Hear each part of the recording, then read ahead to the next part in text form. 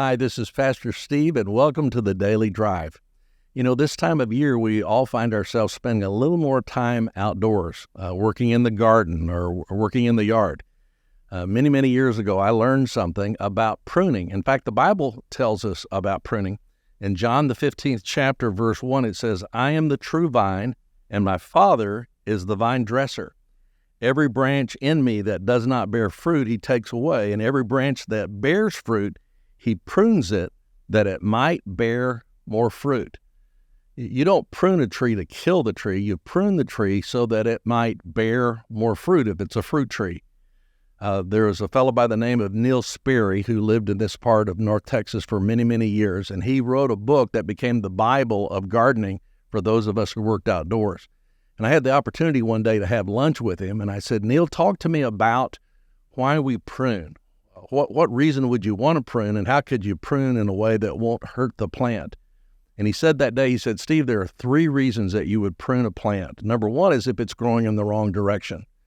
We have a magnolia tree just outside of our bedroom window, and every few years that magnolia tree will pull back into the window, and if the wind is blowing, it'll wake us up at night.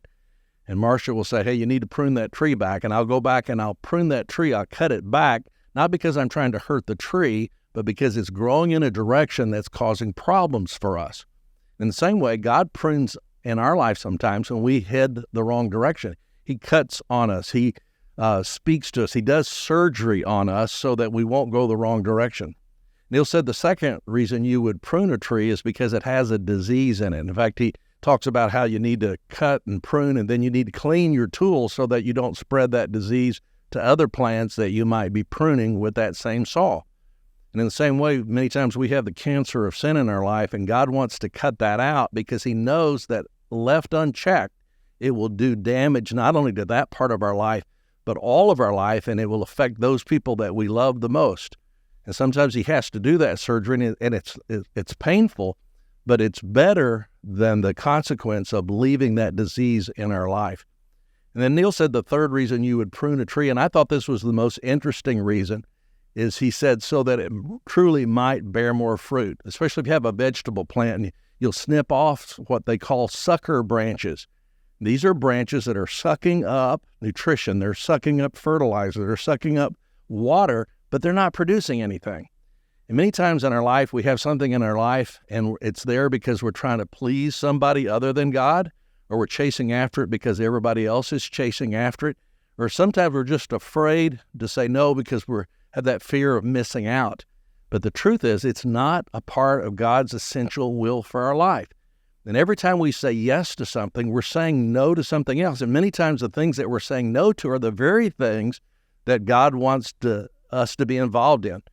More is not always better. Sometimes less is better. Sometimes less produces more fruit.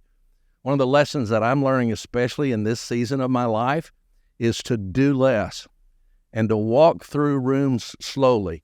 And I'm finding myself doing less and enjoying it more and producing more for the kingdom of heaven.